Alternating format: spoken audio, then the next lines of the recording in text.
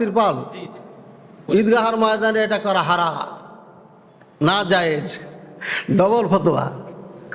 হ্যাঁ, এগুলো ফতোয়ার কোনো উসুল ভিত্তিক নয়, দলিল ভিত্তিক নয়, এটা হাওয়ায় ফতোয়া হয়ে গেছে এটা। ঠিক আছে, তিরপাল টাঙতে পারবে কিনা? তিরপাল টাঙলে কি খোলা ময়দান বাদ হয়ে গেল? না, বাদ হবে না।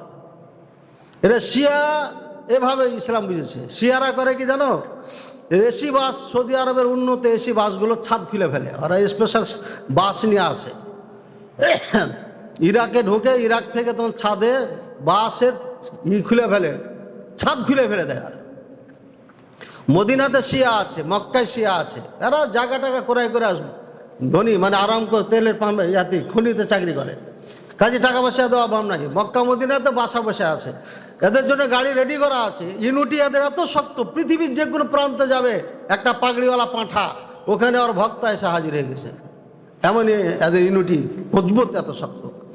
তো সেখানে দেখবে যে ছাদ খোলা, কেন? ওই যে মাথায় এহরাম অবস্থায় মাথায় কিছু রাখা যাবে না, ছাদও রাখা যাবে না।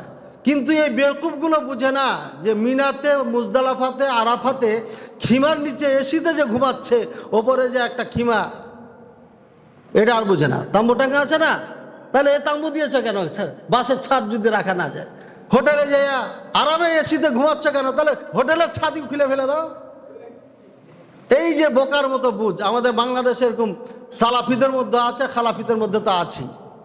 বাংলা পড়া বুঝে এগুলো, এই তিরপাল দিলে পারে, এটা সুন্নাত হলো না, খোলা ময়দান শেষ হলো। খোলা ময়দান শেষ হলো কেন? খোলা ময়দানই আছে, এটা তিরপাল দিয়ে খোলা ময়দান শেষ হয়? খোলা ময়দানে তিরপাল যদি মনে হয় যে এখানে দরকার, রোদ্রের কারণে অনেক মানুষ আছে অসুস্থ হয়ে যেতে পারে, কাজে এখানে তিরপাল দেওয়া কোনো সমস্যা নাই। হ্যাঁ, কি করতে হবে? এখানে বলতে হবে তিরপাল কেন টাঙাচ্ছেন? সুন্নাতে আসেন, রাসূলুল্লাহ সাল্লাল্লাহু আলাইহি ওয়াসাল্লাম সুন্নাত কি সূর্য উদয়ের 20 মিনিট পরে নামাজ শুরু করতে হবে, খুব জোর আধা ঘন্টা পরেই সালাত শুরু করে দিতে হবে, তাহলে তো তিরপালের দরকার হয় না। হয়, সুতরাং এটা অপচয় চলে যাচ্ছে। সুন্নাতে আসেন, অপচয় সরান, তাহলে হয়ে গেল।